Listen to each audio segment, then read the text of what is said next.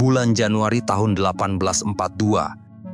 Di tengah pegunungan Hindu Kush di Afghanistan yang membeku, di bawah langit yang warnanya kelabu seperti besi tua, sebuah barisan panjang sedang merayap seperti cacing yang terluka, merayap seperti arak-arakan kematian yang berjalan pelan-pelan menuju liang kuburnya sendiri. Barisan itu terdiri dari manusia dan hewan, tapi lebih banyak manusia, jauh lebih banyak. Ada tentara, ada perempuan, ada juru masak, ada pelayan, ada tukang cuci, ada pengantin-pengantin muda yang beberapa bulan sebelumnya masih tertawa-tawa di pesta dansa. Dan sekarang wajah mereka membiru karena dingin, tangannya menggigil, matanya kosong menatap ke depan, menatap ke belakang, menatap kemana-mana. Tidak melihat apa-apa selain salju. Salju di depan, salju di belakang, salju di kiri, salju di kanan, salju di mana-mana. Salju yang turun seperti kutukan. Dan mereka terus berjalan seperti mayat-mayat yang belum mati. Mayat-mayat yang masih bisa merasakan lapar. Mayat-mayat yang masih bisa merasakan haus. Mayat-mayat yang masih bisa merasakan dingin yang tidak berkesudahan. Siapa sebenarnya orang-orang di dalam barisan yang celaka ini? Siapa mereka? Mereka adalah rombongan. Mereka adalah pasukan Inggris, atau lebih tepatnya pasukan dari kerajaan Inggris yang berangkat dari India. India, negeri yang waktu itu dijajah oleh Inggris. Dijajah oleh sebuah perusahaan dagang buatan Inggris bernama East India Company. Perusahaan yang punya tentara sendiri, punya senjata sendiri, punya ambisi untuk berperang, menaklukkan, dan memungut pajak dari jutaan rakyat India. Dan perusahaan inilah yang mengirim pasukan ke Afghanistan, pasukan terbesar yang pernah dikirim Inggris ke Asia Tengah pada masa itu. Pasukan yang saat itu di bulan Januari tahun 1842 sedang merayap pulang dengan tubuh membeku dan nyawa yang rontok satu persatu. Adapun jumlah mereka ketika pertama kali melangkah keluar dari gerbang benteng di Kabul, Afghanistan adalah sekitar 16.500 jiwa. 16.500. Tapi dari 16.500 jiwa itu yang benar-benar tentara dan bisa bertempur hanyalah 4.500 orang. Hanya 4.500. Sisanya 12.000 orang. Dan 12.000 orang ini bukan tentara, mereka bukan prajurit, mereka adalah pengikut KAM, juru masak, pelayan, tukang cuci, tukang kebun, istri-istri tentara, keluarga-keluarga mereka. Mereka semua ikut ke Afghanistan karena begitulah hidup mereka, ikut ke medan perang, ikut menduduki kota Kabul, Afghanistan selama 3 tahun. Tapi kita belum selesai dengan angka, karena dari 4.500 tentara yang tadi disebut, berapa yang benar-benar orang Inggris, berapa yang berkulit putih, berapa yang berasal dari London atau Manchester atau Liverpool, hanya 690. 690 tentara Inggris. Selebihnya adalah prajurit pribumi India. Mereka disebut sebagai sepoi. Sepoi dari Bengal, sepoi dari Bombay, sepoi dari Madras. Dan mereka direkrut oleh East India Company, kemudian dilatih dengan senapan dan baris berbaris ala Eropa, disuruh bertempur demi bendera yang bukan bendera mereka, disuruh berjuang untuk tanah yang bukan tanah mereka. Dan sekarang mereka mati di tanah yang bahkan lebih asing lagi, mati di Afghanistan, mati di tengah salju yang tidak pernah mereka lihat seumur hidup mereka. Lalu, siapa yang memimpin barisan ini? Siapa yang bertanggung jawab atas 16.000 nyawa yang sedang merayap di tengah badai salju itu? Yang memimpin barisan ini adalah seorang pria tua, namanya Mayor Jenderal William Elphinstone. Tapi jangan membayangkan Elphinstone sebagai jenderal yang gagah. Jangan membayangkan dia sebagai komandan yang tegap, bersuara lantang, menunggang kuda dengan gagah berani di depan pasukannya. Tidak. Elphinstone adalah kebalikan dari semua itu. Ia sudah tua, sangat tua. Umurnya 60 tahun, tapi tubuhnya seperti 80 tahun. Ia sakit-sakitan, asam uratnya kambuh terus-menerus, kakinya bengkak, punggungnya bungkuk, dan ia sering tidak bisa berjalan. Ia harus ditandu oleh anak buahnya sendiri di tengah badai salju, di tengah hujan peluru. Dan ia juga bukan komandan perang, bukan ahli strategi, bukan pemimpin yang bisa membakar semangat pasukannya dengan kata-kata heroik. Ia hanyalah seorang birokrat tua, seorang pria yang seharusnya duduk di belakang meja, memeriksa laporan keuangan, menghadiri pesta-pesta malam di London. Tapi takdir, atau lebih tepatnya kebodohan birokrasi militer Inggris, telah menempatkannya di sini, di tengah neraka putih yang membeku, di tengah bencana yang sedang menunggu untuk membunuh. Barisan yang dipimpin oleh Elphinstone itu terus berjalan. 16.500 orang berjalan keluar dari Kabul, Afghanistan pada tanggal 6 Januari tahun 1842. Mereka meninggalkan benteng yang hangat, meninggalkan perapian yang masih menyala, meninggalkan tempat tidur yang masih ada selimutnya. Mereka berjalan menuju Jalalabad, yaitu sebuah kota garnisun di Afghanistan yang terletak sekitar 140 km di sebelah timur Kabul. Dan dalam kondisi normal, perjalanan itu bisa ditempuh dalam waktu 4 atau 5 hari. Tapi ini bukan kondisi normal. Ini bulan Januari dan terjadi di pegunungan Hindu Kush. Salah satu tempat paling dingin, paling ganas, paling tidak ramah di muka bumi, di mana suhu udara bisa mencapai minus 20 derajat Celcius, menyebabkan angin bertiup seperti pisau cukur yang menyayat kulit. Dan di balik setiap tebing curam yang berselimut salju itu, ada sesuatu yang menunggu. Sesuatu yang lebih mematikan daripada salju, sesuatu yang lebih menakutkan daripada angin. Sesuatu itu adalah para penembak yang disebut Ghilzai. Ghilzai adalah salah satu suku Pashtun di Afghanistan yang menghuni pegunungan antara Kabul dan Jalalabad. Mereka adalah manusia-manusia gunung yang keras, yang lahir dan besar di tengah batu dan angin, yang terbiasa dengan dingin dan lapar, yang tidak kenal takut dan tidak kenal ampun. Mereka membawa senapan-senapan panjang yang disebut jezail. Senapan jezail larasnya panjang, jangkauannya jauh, lebih jauh dari senapan Inggris yang dipakai oleh tentara Elphinstone pada waktu itu. Dan dengan senapan jezail ini, seorang penembak Ghilzai bisa membidik Anda dari atas tebing, dari jarak yang tidak Anda sangka, dan menembak Anda tepat di dahi, tepat di jantung, tepat di antara dua mata Anda yang sedang membelalak ketakutan. Dan para penembak Ghilzai ini tidak muncul sebagai pasukan yang berbaris. Mereka muncul seperti hantu, seperti bayangan, dan Anda tidak bisa melihat mereka. Anda hanya mendengar suara tembakan. Lalu orang di sebelah Anda jatuh, lalu orang di depan Anda jatuh. Lalu Anda baru benar-benar sadar bahwa gerombolan Anda sedang diincar dan diserang. Dan di tengah-tengah kekacauan ini, di tengah-tengah keputusasaan ini, ada sebuah ironi yang begitu pahit. Ironi yang begitu memalukan. Ironi yang akan dikenang oleh sejarah sebagai salah satu pengkhianatan paling keji dalam sejarah peperangan. Ironi itu adalah mereka diberi janji aman. Ya, janji aman. Bagaimana ceritanya? Mengapa mereka yang sedang dibayangi oleh peluru-peluru dan menggigil kedinginan tiba-tiba diberi janji aman? Begini ceritanya. Sebelum mereka berangkat dari Kabul, para pemimpin Inggris bernegosiasi dengan seorang pria bernama Akbar Khan. Akbar Khan adalah putra dari Dost Muhammad, yaitu Raja Afghanistan yang telah digulingkan oleh Inggris. Akbar Khan adalah seorang pemuda yang tampan, berkarisma, dengan mata yang menyala-nyala, penuh semangat. Ia adalah pangeran. Ia adalah simbol perlawanan. Ia adalah nyala api kemerdekaan Afghanistan. Dan kepada para pemimpin Inggris yang gemetar, Akbar Khan memberikan janji. Janji bahwa mereka akan dibiarkan pergi dengan selamat. Janji bahwa pasukannya akan mengawal mereka melewati celah-celah berbahaya. Janji bahwa tidak akan ada serangan. Janji bahwa mereka akan sampai di Jalalabad dengan selamat. Janji yang begitu manis, janji yang begitu menghibur, janji yang membuat para tentara melangkah keluar dari benteng dengan sedikit harapan. Tapi janji itu, janji yang diucapkan Akbar Khan di balik jubah tebalnya, janji yang disaksikan oleh para saksi dan ditulis di atas kertas, janji itu adalah kosong. Janji itu adalah salju yang turun. Janji itu sama sekali tidak pernah ada. Akbar Khan tidak pernah berniat menepatinya. Ia mengucapkan janji itu sambil tersenyum, sambil mengangguk-angguk, sambil menatap mata para perwira Inggris dengan tatapan yang meyakinkan. Tapi di dalam hatinya ia tahu. Ia tahu bahwa pasukan ini tidak akan dibiarkan pulang. Ia tahu bahwa gunung-gunung ini akan menjadi kuburan mereka. Ia tahu bahwa tidak ada ampun bagi penjajah. Tidak ada.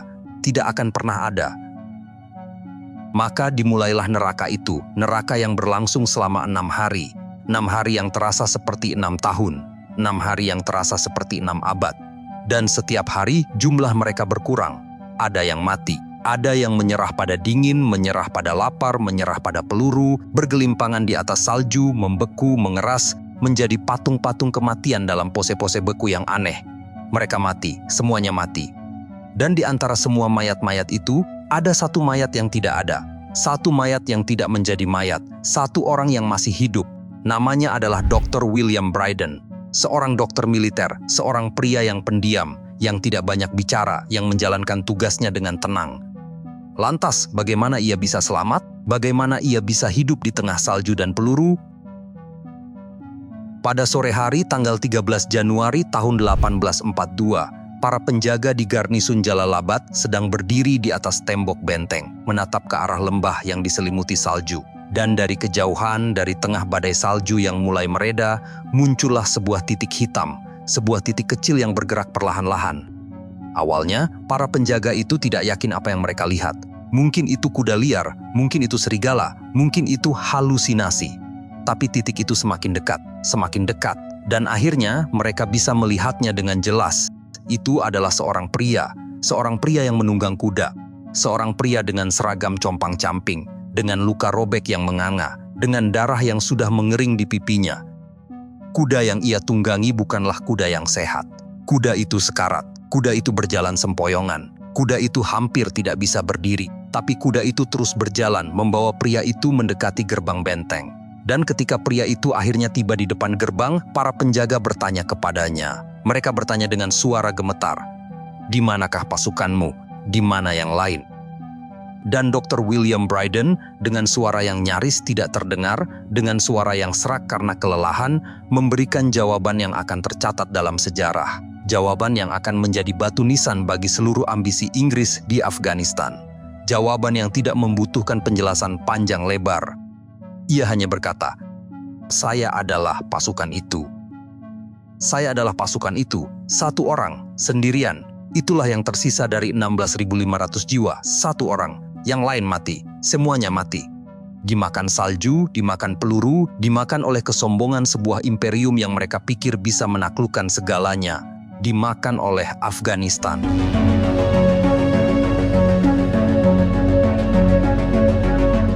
Kami datang menaklukkan, kami pulang sebagai bangkai. Catatan hitam kekalahan Inggris di Afghanistan.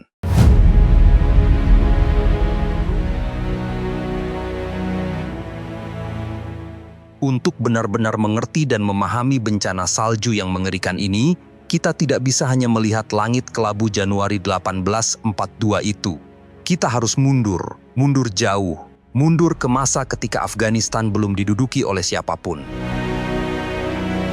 Dunia waktu itu sedang menyaksikan dua imperium besar yang saling mengawasi dengan curiga. Di satu sisi ada kerajaan Inggris, dan di sisi lain ada kekaisaran Rusia. Dua raksasa, dua imperium, dua negara yang sama-sama ingin menjadi yang terkuat di muka bumi. Dan di antara dua imperium itu terbentang wilayah yang sangat luas. Wilayah itu adalah Asia Tengah, wilayah yang penuh dengan gurun, stepa, dan pegunungan. Wilayah yang dihuni oleh suku-suku yang keras, khan-khan yang ambisius, dan kerajaan-kerajaan kuno yang sudah berdiri sejak zaman nenek moyang kita belum mengenal tulisan. Dan di wilayah ini, Inggris dan Rusia memainkan sebuah permainan. Sebuah permainan yang oleh para sejarawan kemudian disebut The Great Game, atau dalam bahasa Indonesia, permainan besar. Tapi jangan bayangkan ini seperti permainan catur. Tidak. Permainan catur ada aturannya. Permainan catur ada gilirannya. Sedangkan permainan besar yang dimaksud di sini tidak punya aturan, tidak ada giliran. Ini adalah permainan intelijen dan spionase. Permainan yang dimainkan oleh para pria tua di kerajaan Inggris dan kekaisaran Rusia dengan nyawa rakyat Asia sebagai bidaknya. Lalu apa hubungannya dengan Afghanistan? Kenapa tiba-tiba Afghanistan jadi penting? Kenapa negeri tandus yang dikelilingi gunung itu tiba-tiba menjadi rebutan Inggris dan Rusia? Jawabannya adalah India. India, negeri yang sangat kaya, negeri yang subur, negeri yang oleh Inggris disebut sebagai mutiara mahkota atau the jewel in the crown. Begitulah Inggris menyebutnya, indah, mewah, menggiurkan. India adalah sumber kekayaan Inggris yang paling besar. Dan dari India, Inggris mengambil kapas. Dari India, Inggris mengambil teh. Dari India, Inggris mengambil rempah-rempah, sutra, batu permata, dan segala sesuatu yang bisa membuat para saudagar di London semakin gemuk dan semakin kaya. Intinya, India adalah mesin uang kerajaan Inggris. Dan tanpa India, Inggris akan kembali menjadi pulau kecil yang basah dan berkabut di pinggir Eropa. Tapi dengan India, Inggris menjadi raksasa dunia. Dan karena itulah para jenderal di London bermimpi buruk setiap malam. Mimpi buruk yang mengerikan. Mimpi buruk bahwa kekaisaran Rusia akan berbaris melintasi stepa dan gunung, menyerbu celah-celah Afghanistan, dan kemudian merebut India dari genggaman Inggris. Ini karena Afghanistan terletak persis di antara Rusia dan India, persis di tengah-tengahnya. Afghanistan adalah jalan, Afghanistan adalah pintu. Afghanistan adalah satu-satunya rute darat yang masuk akal bagi tentara Rusia untuk berbaris ke selatan menuju India. Tentu saja, Rusia bisa saja mencoba lewat jalan lain. Mereka bisa mencoba lewat Persia, mereka bisa mencoba lewat Cina. Tapi jalan-jalan itu terlalu jauh, terlalu sulit, terlalu tidak mungkin. Maka Afghanistan adalah rute yang paling pendek, paling langsung, paling masuk akal. Dan justru karena itulah, dalam benak para jenderal Inggris, Afghanistan harus dikuasai, harus diduduki, harus dijadikan tameng yang membentang di depan pintu India. Dalam istilah politik dan militer, ini disebut buffer state atau negara penyangga, negara yang dijadikan perisai, negara yang dikorbankan. Sebab Afghanistan memang diinginkan bukan karena tanahnya, sebab tanahnya memang tandus, berbatu, dan susah ditanami. Dan Afghanistan juga diinginkan bukan karena emas atau permata, sebab tambang Afghanistan waktu itu tidak cukup untuk membayar ongkos perang. Afghanistan diinginkan hanya karena letaknya yang berada di antara India dan Rusia. Maka pada tahun 1838, duduklah para petinggi di London. Mereka rapat dan berkumpul di ruangan berlapis kayu yang hangat. Mereka menyeruput teh dari cangkir porselen. Mereka menyalakan cerutu yang asapnya mengepul. Dan di hadapan mereka dibentangkan sebuah peta yang sangat tidak akurat. Peta yang digambar oleh penjelajah yang mungkin sedang mabuk, tersesat, atau sekadar menebak-nebak. Peta yang garis-garisnya lebih banyak bohongnya daripada benarnya. Tapi mereka tidak peduli. Mereka tidak peduli bahwa peta itu salah. Mereka tidak peduli bahwa mereka belum pernah menginjakkan kaki di Afghanistan. Mereka tidak peduli bahwa mereka tidak tahu seperti apa rasanya angin salju yang bertiup seperti pisau cukur. Mereka hanya peduli pada satu hal, yaitu menghentikan Rusia, menghentikan beruang dari utara, menghentikan kekaisaran Rusia yang menghantui mimpi-mimpi mereka. Maka mereka pun menunjuk satu titik di tengah-tengah gurun dan gunung, satu titik kecil di atas kertas, dan titik itu adalah Afghanistan. Dan mereka berkata, kita harus punya itu, kita harus menguasainya, bukan karena kita benci Afghanistan, bukan karena kita takut diserang Afghanistan, tapi karena kita takut pada tetangganya. Kita takut pada Rusia. Ya, mereka takut pada Rusia. Mereka takut pada Rusia yang bahkan belum melakukan apa-apa. Dan dari ketakutan yang berlebihan itu, dari secangkir teh dan sebatang cerutu itu, lahirlah sebuah keputusan yang akan mengirim puluhan ribu orang menuju kematian. Rusia memang besar, Rusia memang kuat. Tapi jarak antara Rusia dan India sangatlah jauh. Sangatlah jauh. Dan untuk mencapai India dari Rusia, Anda harus berjalan melintasi stepa Kazakhstan yang luas dan kosong. Anda harus menyeberangi gurun Karakum yang panas dan ganas. Anda harus mendaki pegunungan Hindu Kush yang menjulang tinggi. Anda harus melewati suku-suku yang tidak ramah. Anda harus bertahan dari kelaparan, penyakit, dan serangan mendadak. Dan setelah semua itu, setelah berbulan-bulan Anda berjalan, setelah kehilangan separuh tentara Anda karena disentri dan radang dingin, Anda masih harus menghadapi tentara Inggris yang sudah menunggu di perbatasan India dengan seragam merah mereka dan meriam-meriam yang siap menyemburkan api. Maka, kalau Anda seorang jenderal Rusia yang waras, Anda tidak akan pernah mencoba melakukan itu. Tidak akan pernah. Karena itu bukan strategi. Itu bunuh diri, itu kegilaan.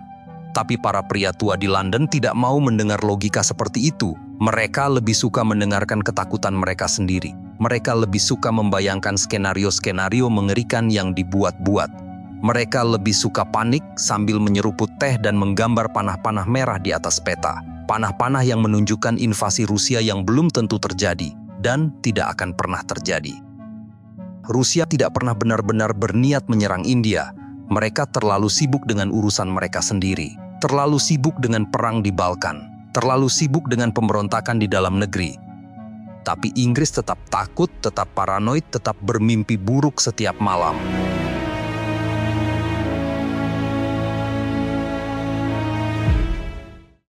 Penjajah yang mabuk, negeri yang mendidih.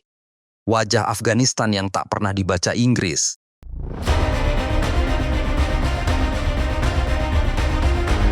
Tahun 1838. Di markas besar East India Company di India, sebuah persiapan besar-besaran sedang berlangsung. Para pejabat Inggris sibuk mondar-mandir dengan kertas di tangan.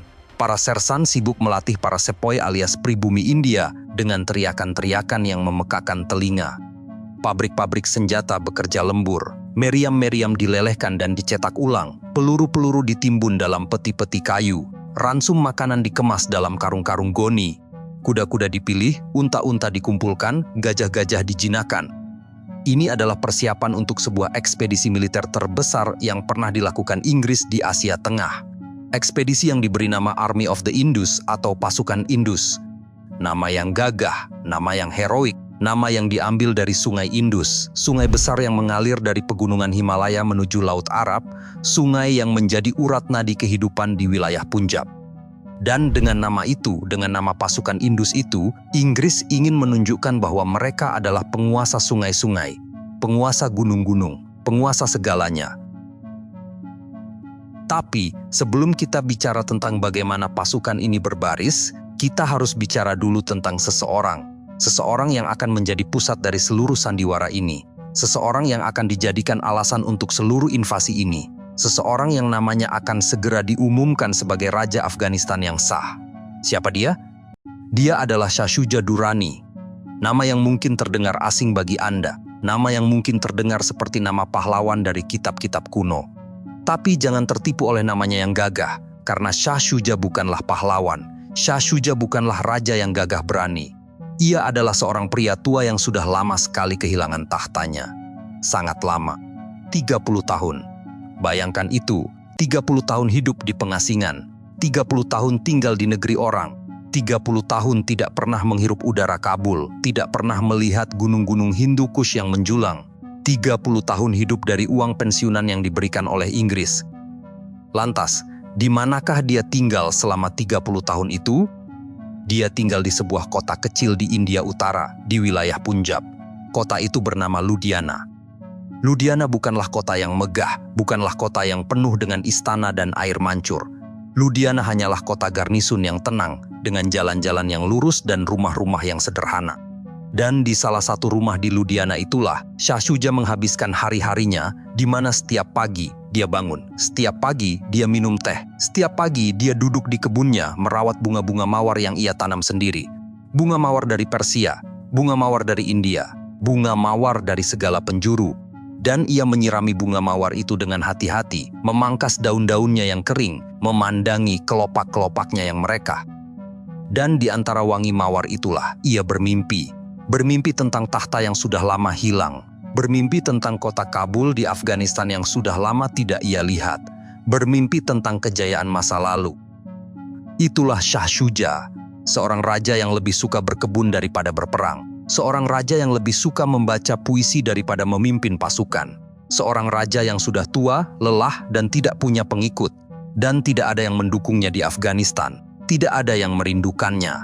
Tidak ada yang menganggapnya sebagai pemimpin yang dielu-elukan. Karena bagi rakyat Afghanistan, Shah Shuja hanyalah kenangan lama, hanyalah nama dari masa lalu, hanyalah mantan raja yang sudah tidak relevan. Tapi bagi Inggris, Shah Shuja adalah alat. Alat yang sempurna, boneka yang sempurna. Dan karena dia tidak punya pendukung, dia akan bergantung sepenuhnya pada Inggris. Dia akan menuruti semua perintah Inggris. Dan karena dia sudah tua dan lelah, dia tidak akan berani membantah. Jadi, dia adalah kandidat ideal untuk dijadikan sebagai raja boneka. Maka pada tahun 1838, Inggris pun mendatangi Shah Shuja di rumahnya yang tenang di Ludhiana. Mereka datang dengan janji-janji manis. Mereka berkata, "Yang mulia, kami akan mengembalikan takhta Anda. Kami akan mengusir Dost Muhammad yang merebut takhta Anda. Dan kami akan menempatkan Anda kembali di Kabul. Anda akan menjadi raja kembali." Shah Shuja mendengarkan, dan matanya yang tua mungkin berbinar-binar. Hatinya yang sudah lama kosong mungkin mulai berdebar-debar. Takhta, Kabul, kekuasaan, semua itu akan kembali setelah 30 tahun. Tapi tentu saja ada syaratnya. Ada harga yang harus dibayar. Syaratnya adalah Shah Shuja harus menuruti semua keinginan Inggris. Ia harus mengizinkan pasukan Inggris ditempatkan di Afghanistan. Ia harus mengikuti semua kebijakan Inggris. Dan ia harus menjadi boneka. Boneka yang tersenyum. Boneka yang mengangguk. Boneka yang akan melakukan apa saja demi tetap duduk di tahtanya. Dan Shah Shuja pun setuju. Tentu saja dia setuju. Sebab, apalagi yang bisa dia lakukan, dia sudah tua, dia tidak punya apa-apa, dan ini adalah satu-satunya kesempatannya. Satu-satunya kesempatan untuk menjadi raja. Maka kesepakatan itu pun ditandatangani, di mana Inggris akan menyerbu Afghanistan, Shah Shuja akan dijadikan raja, dan Afghanistan akan menjadi negara boneka Inggris. Rencananya sudah sempurna, dan semuanya terlihat begitu rapi, begitu mudah, begitu pasti. Tapi seperti yang akan segera kita lihat, rencana yang sempurna itu justru akan menjadi bencana di dunia nyata. Maka pada musim semi tahun 1839, pasukan Indus milik Inggris pun mulai bergerak. Mereka berangkat dari kota Ferozepur di perbatasan Punjab, menuju ke arah barat laut menuju Afghanistan. Jumlah mereka sangat besar, sekitar 20.000 tentara. Itu jumlah yang luar biasa untuk ukuran masa itu. Dan ingat, jumlah ini belum termasuk para pengiring kamp, juru masak, pelayan, tukang cuci, pedagang, keluarga-keluarga, dan kalau ditotal jumlahnya bisa mencapai 2 kali lipat, bahkan 3 kali lipat. Bahkan para sejarawan memperkirakan bahwa total manusia yang bergerak dalam iring-iringan ini adalah sekitar 60.000 orang. 60.000, bayangkan itu. 60.000 manusia berjalan beriring-iringan melintasi gurun dan gunung, di mana panjang barisannya bisa mencapai puluhan kilometer. Ada resimen-resimen kavaleri dengan kuda-kuda yang dirawat dengan baik. Kuda-kuda yang berwarna coklat, hitam, putih dengan surai yang disisir rapi dan pelana yang berkilau diterpa matahari. Adapun di belakang kavaleri kuda itu terdapat infanteri dengan seragam merah yang ikonik. Seragam merah. Itulah ciri khas tentara Inggris. Merah seperti darah, merah seperti peringatan bagi siapapun yang berani melawan. Dan para prajurit ini berbaris dengan langkah yang serempak, dengan bayonet-bayonet yang terhunus menunjuk ke langit. Sedangkan di belakang infanteri itu terdapat artileri, yaitu meriam-meriam berat yang ditarik oleh gajah dan unta. Dan gajah-gajah itu berjalan dengan lambat dan tenang. Adapun unta-unta itu berjalan dengan anggun, dengan leher bergoyang-goyang, serta punuk yang penuh dengan muatan. Sedangkan di belakang artileri, ada iring-iringan pengiring kamp yang tidak ada habisnya. Ada kereta-kereta kuda, tandu-tandu, pedagang-pedagang yang menjual makanan dan minuman, perempuan-perempuan, sapi-sapi yang akan disembelih untuk makan malam, dan kambing-kambing yang mengembik sepanjang jalan. Dan di tengah-tengah iring-iringan yang sangat panjang ini, di atas sebuah tandu yang dihias dengan kain sutra dan payung kebesaran, duduklah Shah Shuja Durrani, raja boneka itu. Dia memakai jubah terbaiknya. Dia tersenyum-senyum melihat pasukan yang begitu besar, pasukan yang akan mengembalikan tahtanya, dan dia berkata kepada dirinya sendiri, "Inilah saatnya, inilah waktunya. Setelah 30 tahun, aku akan kembali menjadi raja." Tapi dia tidak tahu, atau mungkin dia pura-pura tidak tahu, bahwa rakyat Afghanistan tidak menunggunya. Rakyat Afghanistan tidak merindukannya. Rakyat Afghanistan tidak peduli padanya. Yang mereka lihat hanyalah pasukan asing, pasukan kafir, pasukan penjajah yang memasuki negeri mereka dengan senapan dan meriam, membawa seorang raja boneka yang tidak mereka kenal. Dan itu, bagi rakyat Afghanistan adalah penghinaan, penghinaan yang tidak akan dilupakan. Pasukan Indus itu terus berbaris melewati celah bernama Bolan, yaitu sebuah celah sempit di pegunungan yang memisahkan India dari Afghanistan. Dan celah ini sangat berbahaya. Jalannya sempit, tebing-tebingnya curam. Dan di atas tebing-tebing itu, suku-suku bernama Balochi mengawasi. Mereka bisa saja menyerang, mereka bisa saja menghujani pasukan itu dengan batu dan panah. Tapi, mereka memilih untuk tidak melakukannya. Mereka membiarkan pasukan itu lewat. Mungkin karena mereka takut pada besarnya pasukan itu. Mungkin karena mereka dibayar oleh Inggris. Atau mungkin karena mereka menunggu waktu yang lebih tepat. Siapa yang tahu? Yang jelas, pasukan Indus berhasil melewati celah Bolan tanpa insiden besar. Hanya beberapa tentara yang tewas karena kelelahan. Hanya beberapa unta yang mati karena dehidrasi. Hanya beberapa gerobak yang jatuh ke jurang. Tapi tidak ada pertempuran, tidak ada perlawanan. Hingga Inggris pun semakin percaya diri dan mereka pikir ini akan mudah. Mereka pikir Afghanistan akan menyerah begitu saja. Maka pada bulan April tahun 1839, pasukan Indus pun tiba di Kandahar. Kandahar adalah kota besar di selatan Afghanistan. Kota yang dikelilingi oleh tembok-tembok tanah yang tebal. Kota yang terkenal dengan kebun-kebun delima dan anggurnya. Dan di Kandahar itu, terjadi sesuatu yang membuat Inggris semakin yakin bahwa mereka akan menang, di mana rakyat Kandahar menyambut mereka. bukan dengan senapan, bukan dengan pedang, tapi dengan bunga. Bunga-bunga. Bayangkan itu, bunga-bunga dilemparkan ke jalan. Bahkan para tetua kota keluar menyambut Shah Shuja. Para pedagang di pasar mengibarkan bendera. Anak-anak berlari-lari di samping barisan tentara, tertawa-tawa, menunjuk-nunjuk ke arah gajah dan unta. Dan Shah Shuja disambut seperti pahlawan, seperti raja yang kembali dari pengasingan, seperti juru selamat yang akan membawa kemakmuran. Tapi, jangan tertipu oleh bunga-bunga itu. Jangan percaya pada sambutan itu. Karena sambutan itu tidak tulus. Sambutan itu adalah sandiwara, di mana rakyat Kandahar menyambut Shah Shuja bukan karena mereka mencintainya. Mereka menyambutnya karena mereka takut. Takut melihat pasukan raksasa ini. Takut melihat meriam-meriam yang mengkilat. Takut melihat ribuan tentara dengan senapan dan bayonet. Dan mereka tahu bahwa jika mereka melawan, mereka akan mati. Maka, mereka memilih untuk tersenyum. Mereka memilih untuk melempar bunga. Mereka memilih untuk pura-pura bahagia. Tapi di dalam hati mereka, kebencian sedang mendidih, perlawanan sedang direncanakan, dan mereka hanya menunggu waktu, menunggu saat yang tepat, menunggu sampai penjajah ini lengah. Dan selanjutnya, dari Kandahar, pasukan Indus melanjutkan perjalanan ke utara. Mereka melewati gurun pasir dan dataran tinggi. Mereka mendaki pegunungan yang semakin tinggi dengan udara yang semakin dingin dan jalan yang semakin sulit. Tapi mereka terus berjalan, terus berbaris, terus mendekati kota Kabul. Dan pada bulan Juli tahun 1839, setelah berbulan-bulan perjalanan yang melelahkan, mereka akhirnya tiba di Ghazni. Ghazni adalah kota berbenteng yang terletak di antara Kandahar dan Kabul. Kota ini sangat penting. Kota ini adalah pintu gerbang menuju Kabul. Dan di Ghazni, untuk pertama kalinya, pasukan Indus menghadapi perlawanan yang serius, di mana benteng Ghazni sangat kokoh. Temboknya tebal, gerbangnya terbuat dari kayu yang diperkuat dengan besi. Dan di dalam benteng itu, pasukan Afghanistan yang setia pada Dost Muhammad sedang menunggu. Mereka punya meriam, mereka punya senapan, mereka punya tekad untuk melawan. Tapi Inggris tidak gentar. Mereka mengepung benteng itu. Mereka mempelajari temboknya, mencari titik lemahnya, dan mereka menemukannya. Kelemahannya adalah gerbang utama benteng. Gerbang itu meskipun terlihat kokoh, ternyata tidak dilindungi dengan baik oleh meriam-meriam Afghanistan. Ada area yang mati, sebuah area di depan gerbang yang tidak bisa dijangkau oleh tembakan.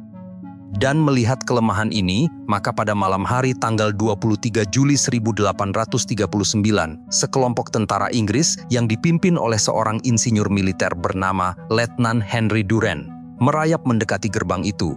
Mereka membawa bubuk mesiu. Mereka menempatkannya di bawah gerbang, dan mereka menyalakan sumbu mesiu itu. Lalu mereka lari secepat mungkin. Dan kemudian, boom! Gerbang Ghazni meledak, hancur berkeping-keping, dan pasukan Inggris langsung menyerbu masuk. Hingga pertempuran sengit pun terjadi di dalam benteng, di mana pedang beradu dengan pedang. Bayonet menusuk daging, darah mengucur di lantai batu. Tapi dalam waktu singkat, benteng Ghazni jatuh. Pasukan Afghanistan menyerah, dan kota itu direbut. Kemenangan di Ghazni adalah kemenangan yang menentukan, karena setelah Ghazni jatuh, jalan menuju Kabul terbuka lebar. Dan Dost Muhammad, raja yang sah, segera menyadari bahwa dia tidak bisa mempertahankan ibu kotanya. Maka, dia melarikan diri ke utara, ke pegunungan Hindu Kush untuk menyusun perlawanan gerilya. Dan pada tanggal 7 Agustus tahun 1839, pasukan Indus memasuki kota Kabul tanpa perlawanan, tanpa pertempuran. Dan mereka berbaris memasuki kota itu dengan gagahnya, di mana Shah Shuja dinaikkan ke takhta. Upacara penobatan digelar, bendera-bendera dikibarkan, meriam-meriam ditembakkan sebagai penghormatan. Dan di atas takhta yang sudah 30 tahun tidak ia duduki, Shah Shuja tersenyum. Ia meneteskan air mata. Ia berbisik pada dirinya sendiri, "Aku kembali. Aku akhirnya kembali. Aku kembali menjadi raja." Dan disinilah, di puncak kemenangan semu inilah, bencana mulai meledak. Karena Inggris pikir mereka sudah menang. Mereka pikir Afghanistan sudah takluk. Mereka pikir dengan menempatkan Shah Shuja di takhta, semuanya akan beres, rakyat akan tunduk, para kepala suku akan patuh, Rusia akan gentar, India akan aman, dan semuanya akan baik-baik saja. Tapi mereka salah besar. Karena apa yang tidak mereka sadari adalah bahwa menaklukkan kota tidak sama dengan menaklukkan hati. Menduduki istana tidak sama dengan menduduki pikiran. Mengangkat raja boneka tidak sama dengan mendapatkan legitimasi. Dan rakyat Afghanistan mungkin tunduk untuk sementara waktu. Mereka mungkin menundukkan kepala ketika tentara Inggris lewat. Mereka mungkin membayar pajak kepada Shah Shuja. Tapi di dalam hati mereka, api sedang menyala. Api kemarahan, api kebencian, api yang menunggu angin yang tepat untuk berkobar. Dan selanjutnya, dimulailah kehidupan di bawah pendudukan. Dan kehidupan itu bagi rakyat Afghanistan adalah neraka yang terselubung. Neraka yang tidak terlihat oleh para perwira Inggris yang tinggal di rumah-rumah mewah dengan taman-taman yang sejuk. Neraka yang tidak dirasakan oleh Shah Shuja yang duduk di istananya sambil menikmati anggur. Dan setiap hari rakyat Afghanistan melihat tentara asing berpatroli di jalan-jalan kota mereka.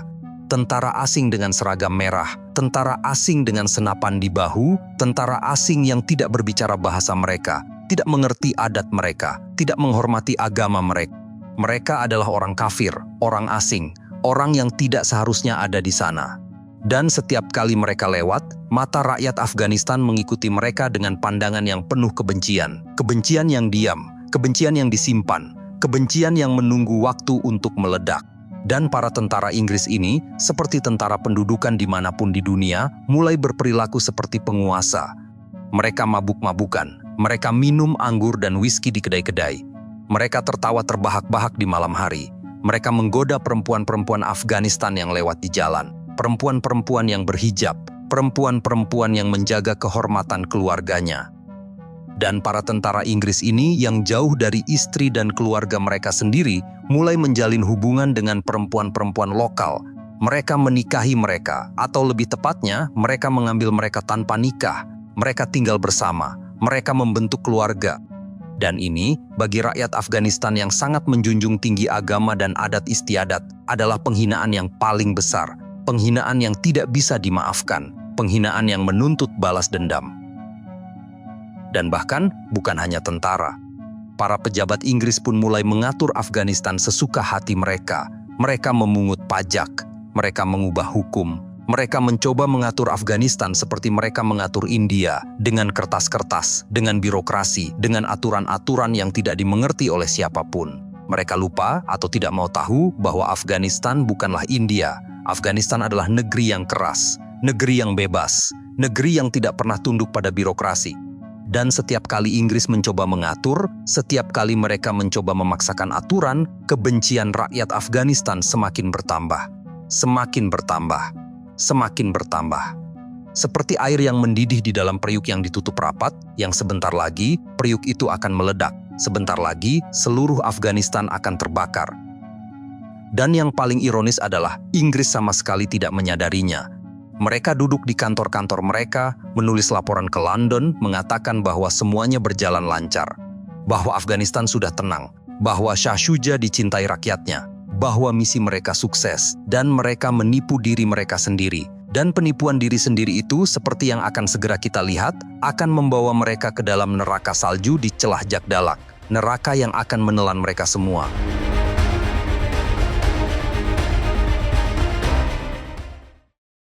Satu keputusan, ribuan kematian. Pesta terakhir Alexander Bornes sebelum tubuhnya tercabik-cabik.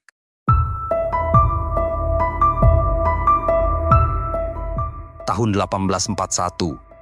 2 tahun sudah Inggris menduduki Kabul. 2 tahun sudah Shah Shuja duduk di takhta sebagai raja boneka. Semuanya tampak tenang. Laporan-laporan yang dikirim ke London dan Kalkuta, India penuh dengan kata-kata optimis. Situasi terkendali. Rakyat menerima pemerintahan baru. Afghanistan mulai stabil. Kata-kata yang indah, kata-kata yang meninabobokan. Tapi sejatinya di balik ketenangan yang semu itu, api kemarahan sedang berkobar. Rakyat Afghanistan sudah muak. Mereka muak melihat tentara asing berpatroli di jalan-jalan kota suci mereka. Mereka muak melihat orang kafir mengatur negeri mereka. Mereka muak melihat raja boneka yang tidak mereka hormati. Dan mereka hanya butuh percikan. Hanya satu percikan kecil untuk menyulut seluruh negeri menjadi lautan api.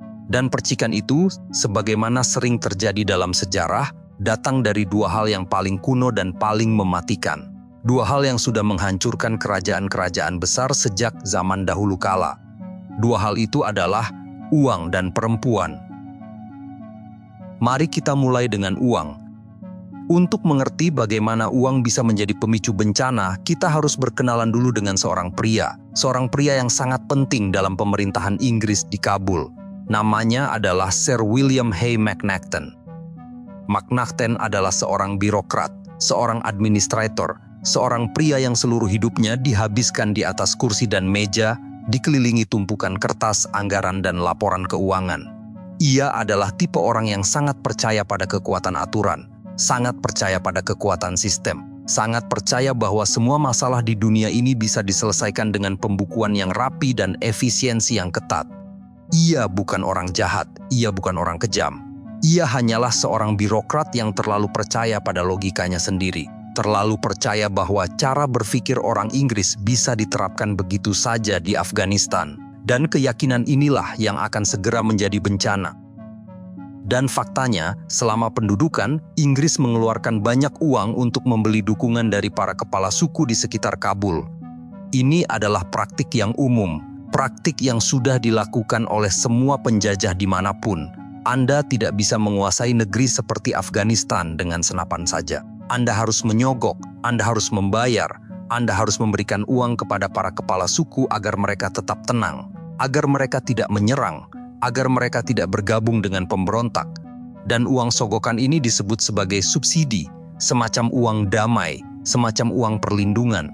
Dan selama 2 tahun, Inggris membayar subsidi ini secara rutin di mana para kepala suku Ghilzai, suku yang menguasai celah-celah gunung antara Kabul dan Jalalabad, menerima pembayaran mereka. Dan selama uang mengalir, mereka tetap tenang, mereka tetap diam. Mereka membiarkan pasukan Inggris lewat di celah-celah mereka. Tapi kemudian muncullah ide cemerlang dari Sir William Hay Macnaghten. Ide yang lahir dari otak birokratisnya yang selalu ingin menghemat, di mana ia melihat anggaran, ia melihat angka-angka, ia melihat pengeluaran yang terus membengkak. Dan ia berpikir, kenapa kita harus membayar orang-orang ini? Kenapa kita harus menyogok mereka? Mereka tidak melakukan apa-apa. Mereka hanya duduk-duduk di gunung dan menerima uang kita. Ini pemborosan, ini tidak efisien. Kita harus memotong subsidi ini. Maka pada tahun 1841, Sir William Hay Macnaghten mengumumkan pemotongan subsidi, pemotongan besar-besaran, sehingga para kepala suku Ghilzai yang tadinya menerima pembayaran rutin, tiba-tiba diberitahu bahwa uang mereka dikurangi secara drastis. Dan Sir William Hay Macnaghten melakukan ini dengan bangga, dengan dada yang membusung. Ia pikir ia sedang menghemat anggaran kerajaan. Ia pikir ia sedang menjalankan tugasnya dengan baik. Ia pikir ia sedang menjadi birokrat yang efisien dan bertanggung jawab. Padahal ia tidak tahu bahwa ia sedang menandatangani surat kematian seluruh pasukannya. Ia tidak tahu bahwa di Afghanistan, uang subsidi bukanlah uang sogokan biasa. Subsidi itu adalah simbol penghormatan, simbol pengakuan. Dan ketika Inggris membayar para kepala suku, mereka mengakui kekuasaan para kepala suku itu. Mereka mengakui bahwa para kepala suku itu adalah tuan di wilayah mereka sendiri. Tapi ketika subsidi dipotong, itu bukan hanya masalah uang, itu adalah penghinaan yang sangat dalam. Seolah-olah Inggris berkata, kami tidak lagi menghormati kalian, kami tidak lagi mengakui kekuasaan kalian, kalian tidak penting bagi kami. Dan bagi orang Ghilzai yang hidup di gunung-gunung keras, yang menjunjung tinggi harga diri dan kehormatan, penghinaan seperti itu tidak bisa dibiarkan, tidak bisa dimaafkan, harus dibalas dengan darah. Maka para kepala suku Ghilzai pun mulai bergerak, mereka mulai berbisik-bisik, mereka mulai merencanakan sesuatu. Mereka mulai mengasah pedang-pedang mereka, membersihkan senapan-senapan Jezail mereka. Tapi mereka belum menyerang, belum. Mereka masih menunggu saat yang tepat, menunggu sekutu yang tepat, menunggu sampai api kemarahan ini cukup besar untuk membakar seluruh Kabul. Dan ketika mereka menunggu, seorang pria di Kabul sedang sibuk menuangkan bensin ke atas bara api itu.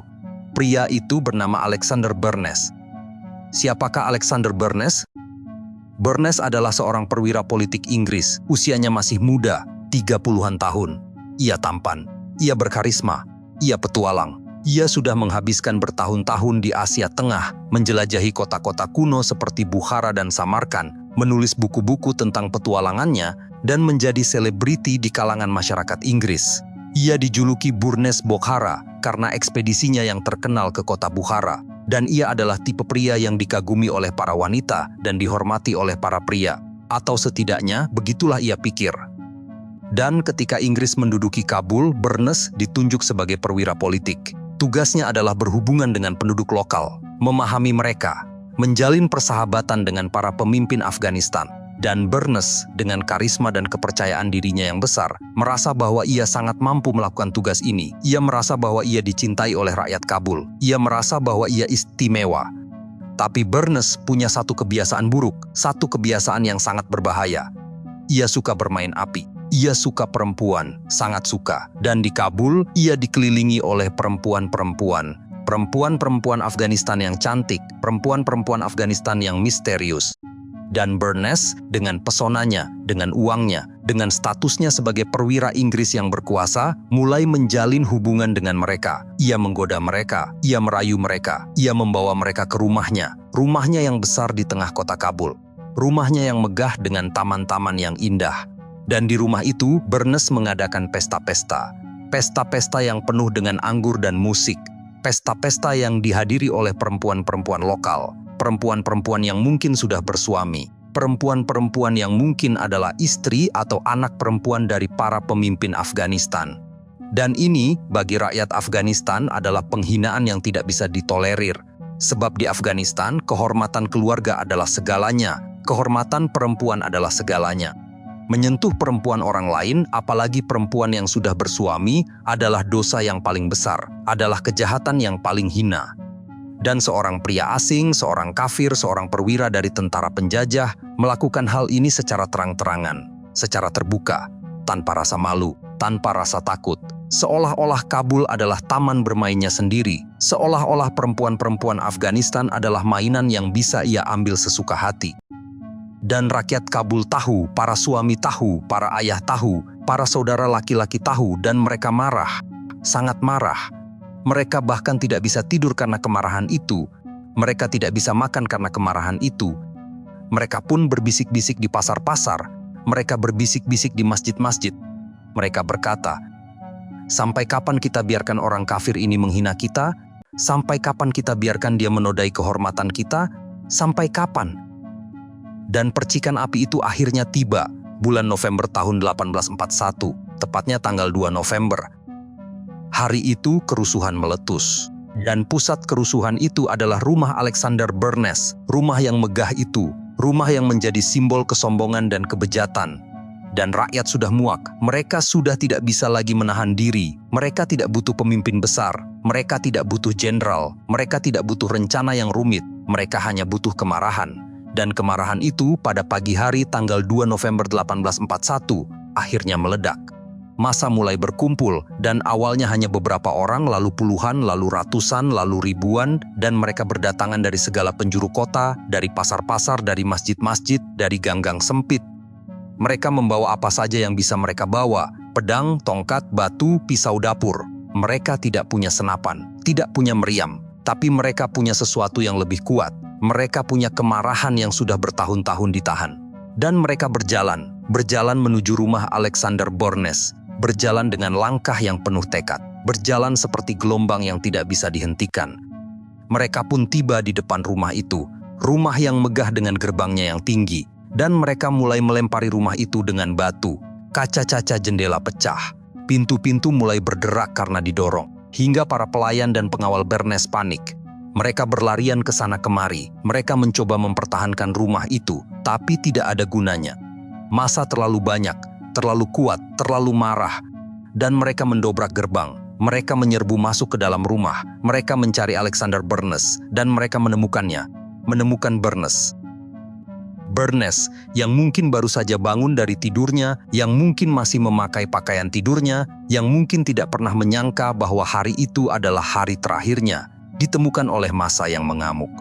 Dan apa yang terjadi selanjutnya sangatlah brutal. Sangatlah mengerikan, di mana Massa itu tidak menangkap Burnes, tidak mengadilinya, tidak memberinya kesempatan untuk bicara. Mereka langsung menyerangnya, mereka menghujaninya dengan pukulan, dengan tikaman, dengan bacokan, dan rumah itu pun dibakar. Api mulai menjalar ke rumah-rumah di sekitarnya, menjalar ke gang-gang di sekitarnya. Dan bersamaan dengan api itu, kemarahan juga menjalar. Menjalar dari rumah ke rumah, dari gang ke gang, dari hati ke hati. Dan seluruh kota Kabul terbakar. Api pemberontakan telah menyala. Dan api itu, seperti yang akan segera kita lihat, tidak akan padam sampai seluruh pasukan Inggris dihancurkan. Berita tentang pembunuhan Bernays pun menyebar dengan cepat. Sangat cepat. Secepat angin yang bertiup di pegunungan Hindu Kush. Dan para kepala suku Ghilzai yang sudah sakit hati karena subsidi mereka dipotong mendengar berita itu, mata mereka berbinar, dan inilah saatnya, inilah waktunya. Mereka pun segera mengirim pesan ke seluruh penjuru, pesan kepada para pejuang, pesan kepada para pemuda, pesan kepada siapapun yang masih punya nyali. Pesan itu berbunyi, "Bangkitlah, orang-orang kafir sudah lemah, mereka sudah panik. Mari kita usir mereka, mari kita bunuh mereka semua." Dan di tengah-tengah kekacauan ini muncullah seorang pemimpin, seorang pemuda yang tampan, seorang pemuda yang berkarisma, seorang pemuda yang matanya menyala-nyala penuh semangat. Dialah Akbar Khan, putra dari Dost Muhammad, raja yang digulingkan oleh Inggris. Dan selama ini, Akbar Khan bersembunyi di pegunungan, menunggu, mengawasi, merencanakan. Dan sekarang ketika Kabul terbakar, ia turun dari gunung. Ia turun seperti elang yang menyambar mangsanya. Ia datang dengan membawa pasukan. Ia datang dengan membawa kemarahan yang sudah diwariskan oleh ayahnya. Ia datang untuk membalas dendam, untuk mengusir penjajah, untuk memulihkan kehormatan keluarga dan bangsanya. Dan disinilah kita bertemu lagi dengan Mayor Jenderal William Elphinstone, komandan tua yang sakit-sakitan itu, komandan tua yang disebutkan di awal video ini. Dan ketika berita tentang pembunuhan Bernays sampai kepadanya, komandan tua itu tidak melakukan apa-apa. Ia diam, ia bingung, ia tidak tahu harus berbuat apa. Tapi pasukannya masih kuat, mereka masih punya ribuan tentara, mereka masih punya meriam, mereka masih bisa keluar dari benteng dan menghancurkan pemberontakan ini sebelum membesar. Tapi Elphinstone ragu, ia selalu ragu.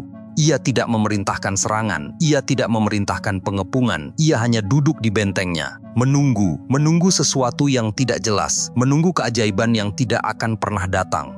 Dan ketika Elphinstone ragu-ragu, pemberontakan semakin membesar. Semakin banyak suku yang bergabung, semakin banyak pejuang yang datang ke Kabul. Dan kota itu berubah menjadi neraka bagi orang Inggris, di mana para tentara Inggris yang tinggal di luar benteng diserang satu persatu. Dan pedagang-pedagang India yang dianggap sekutu Inggris dibunuh di toko-toko mereka. Rumah-rumah mereka dibakar, dan benteng Inggris yang seharusnya menjadi pusat komando berubah menjadi penjara.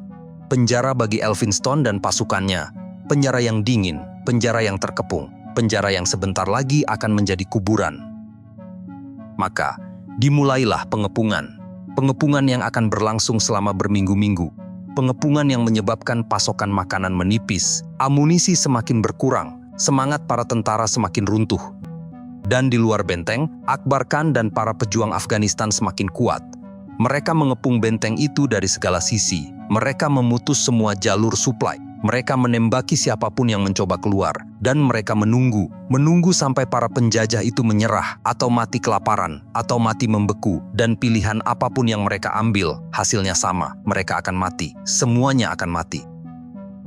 Dan Elphinstone, sang jenderal yang ragu-ragu itu, harus mengambil keputusan yang paling penting dalam hidupnya. Haruskah ia bertahan dan berharap bantuan datang, atau haruskah ia mundur melewati celah-celah Hindu Kush yang membeku, mundur di tengah musim dingin yang paling ganas, mundur menuju Jalalabad, mundur menuju bencana yang sudah menunggu.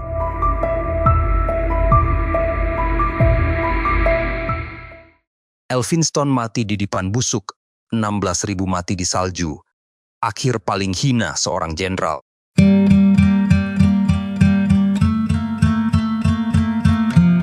Mayor Jenderal William Elphinstone berdiri di dalam bentengnya yang dingin. Ia berdiri atau lebih tepatnya ia duduk karena asam uratnya kambuh lagi dan kakinya bengkak seperti balon.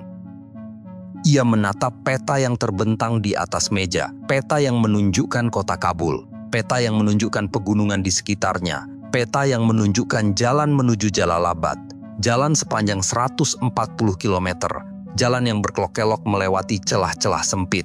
Sebuah celah Kurt Kabul, celah Tezin, celah Jagdalak. Nama-nama itu tertulis dengan tinta hitam di atas peta yang sudah kusam. Tapi Elphinstone tidak tahu atau tidak mau tahu bahwa nama-nama celah itu akan segera menjadi nama-nama kematian. Nama-nama yang akan diingat oleh sejarah sebagai tempat di mana sebuah imperium dihancurkan. Adapun kejadian di Kabul, situasi semakin memburuk. Pemberontakan sudah tidak bisa dikendalikan lagi. Dan Akbar Khan, pangeran muda yang penuh karisma itu, telah berhasil menyatukan suku-suku yang tadinya terpecah belah. Suku Ghilzai, suku Tajik, suku Pashtun, semuanya sekarang berdiri di bawah satu bendera. Bendera perlawanan, bendera kemerdekaan. Mereka mengepung benteng Inggris dari segala penjuru. Mereka menembakkan meriam-meriam, menembakkan peluru dengan senapan Jezail yang menggema hingga gunung-gunung. Dan setiap kali seorang tentara Inggris mencoba keluar untuk mengambil air dari sumur di luar benteng, ia ditembak. Setiap kali seorang pelayan Inggris mencoba mencari kayu bakar, ia ditombak. Dan benteng itu bukan lagi benteng. Benteng itu adalah penjara. Penjara yang semakin sempit, penjara yang semakin lapar. Dan di dalam penjara benteng itulah Elphinstone harus mengambil keputusan. Keputusan yang paling sulit dalam hidupnya. Haruskah ia bertahan? Haruskah ia menunggu bala bantuan dari India? Atau haruskah ia mundur? Para perwira di sekelilingnya pun saling berdebat. Suara mereka keras, pendapat mereka berbeda-beda. Ada yang mengatakan, kita harus bertahan, wahai jenderal, bala bantuan pasti datang, dan kita masih punya meriam, kita masih punya peluru, kita bisa bertahan sampai musim semi. Tapi ada juga yang mengatakan, bala bantuan tidak akan datang, wahai jenderal. Salju sudah menutup celah-celah, dan tidak ada pasukan yang bisa menerobos salju setebal ini. Kita harus mundur sekarang, selagi masih ada waktu. Elphinstone pun mendengarkan. Ia mendengarkan dengan wajah yang pucat, dengan tangan yang gemetar, dengan hati yang penuh keraguan. Ia bukan komandan perang, ia bukan ahli strategi, ia hanyalah seorang birokrat tua yang kebingungan. Dan dalam kebingungannya, ia akhirnya mengambil keputusan. Keputusan yang akan menjadi kutukan bagi 16.500 jiwa, di mana ia memutuskan untuk mundur. Mundur ke Jalalabad, mundur melewati celah-celah Hindu Kush, mundur di tengah musim dingin yang paling ganas. Namun, tahukah Anda bahwa mereka sebenarnya bisa bertahan? Mereka masih punya meriam, mereka masih punya benteng yang kokoh, mereka masih punya cukup makanan untuk beberapa minggu lagi. Dan bersamaan dengan itu, bala bantuan memang sedang dalam perjalanan, di mana pasukan dari India sedang berusaha menerobos salju. Dan seandainya Elphinstone bertahan, jika ia punya nyali sedikit saja, mungkin cerita ini akan berakhir berbeda. Tapi, mereka tidak punya nyali. Elphinstone tidak punya nyali. Ia memilih untuk mundur, untuk lari, untuk menyerahkan nasib seluruh pasukannya kepada salju dan peluru. Maka dimulailah negosiasi dengan Akbar Khan, di mana Inggris pun mengirim para utusan.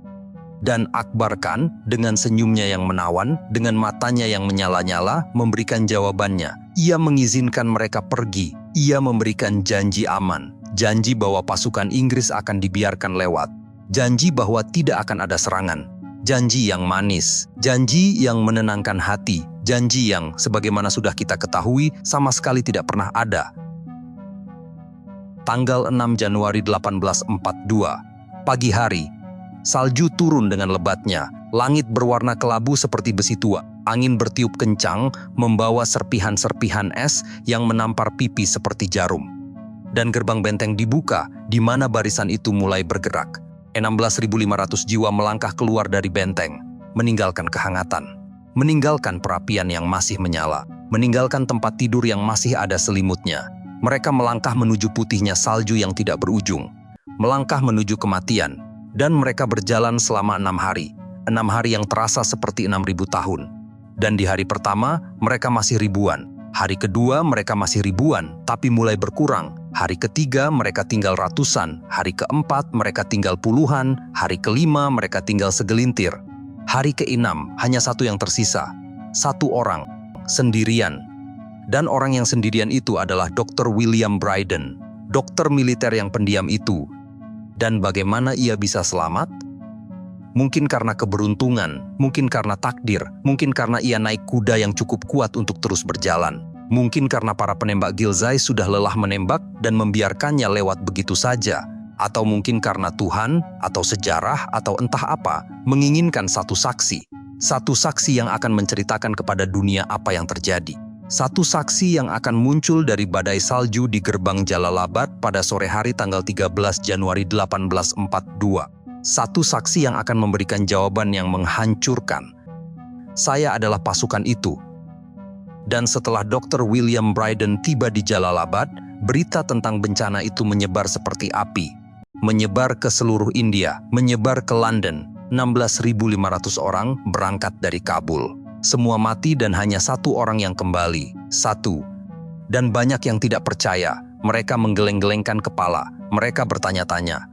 Bagaimana mungkin imperium terkuat di dunia, penguasa lautan, penakluk India, bisa dihancurkan oleh para penunggang kuda dan penembak gunung yang bahkan tidak punya satupun pabrik senapan?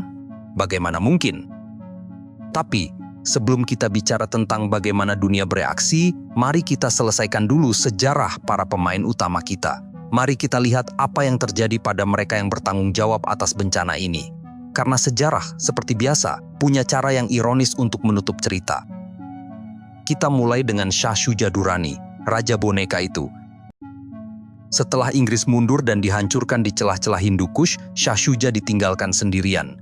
Ia masih di Kabul, ia masih duduk di tahtanya, tapi tahta itu sekarang adalah tahta yang terbakar. Dan istana itu adalah istana yang kosong.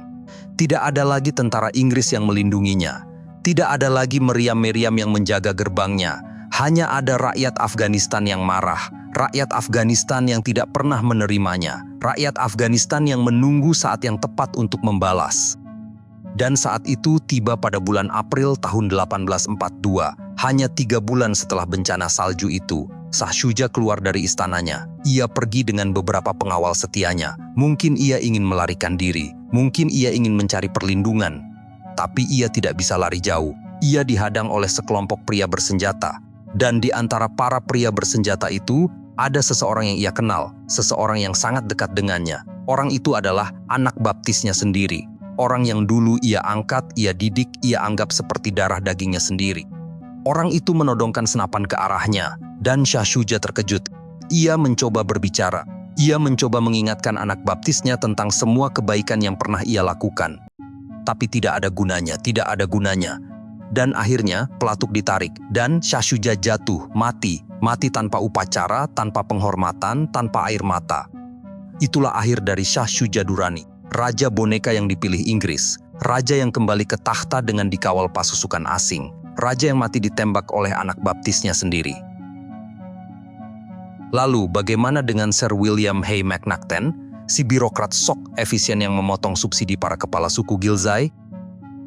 Nasib McNaughton bahkan lebih mengerikan, di mana ketika pengepungan masih berlangsung, sebelum Elphinstone memutuskan untuk mundur, McNaughton mencoba berunding dengan Akbar Khan.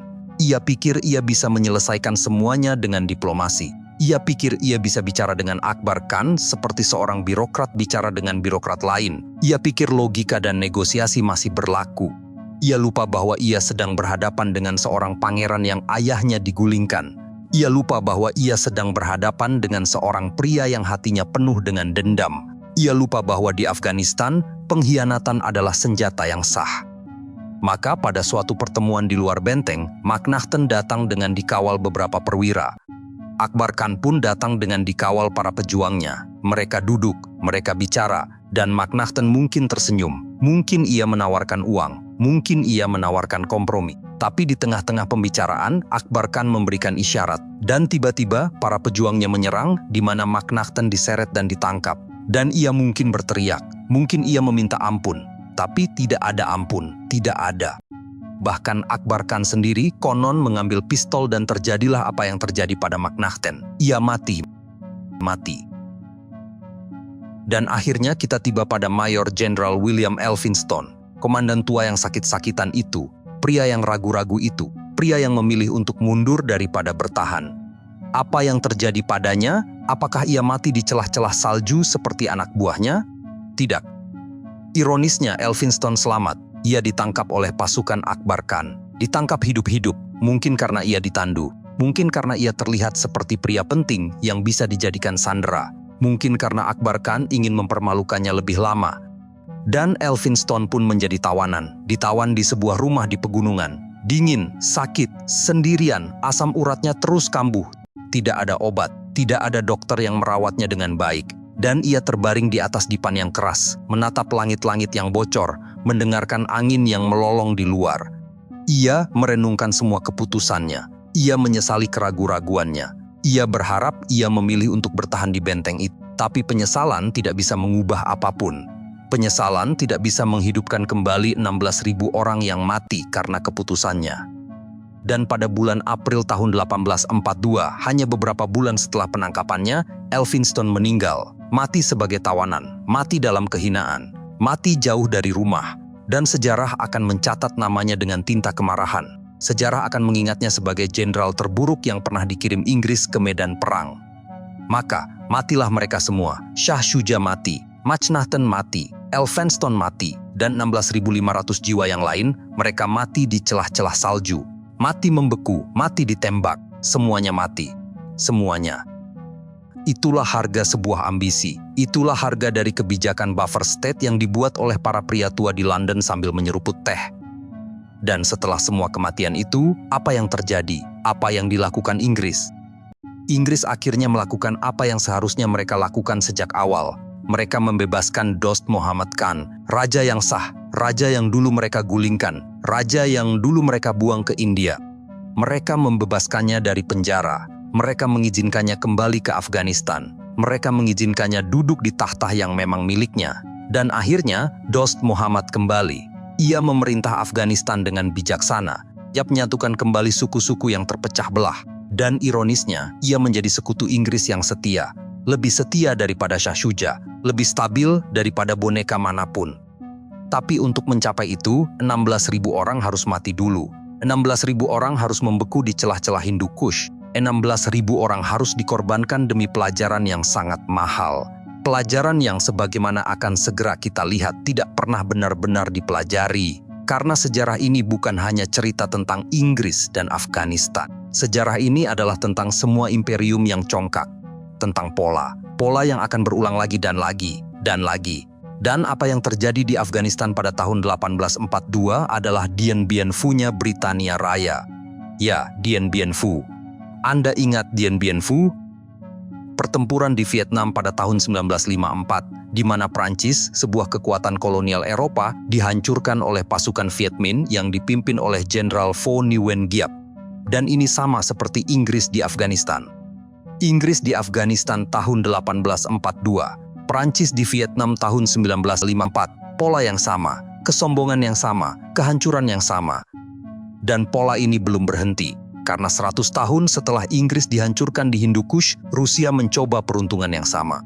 Dan kemudian Amerika yang datang ke Afghanistan pada tahun 2001. Dan 20 tahun kemudian, Amerika juga mundur dengan tangan hampa, mundur dengan muka tertunduk, mundur dengan lebih dari 2.000 tentara mati dan triliunan dolar menguap begitu saja. Karena Afghanistan selalu menunggu. Afghanistan selalu siap. Dan Afghanistan tidak pernah berubah.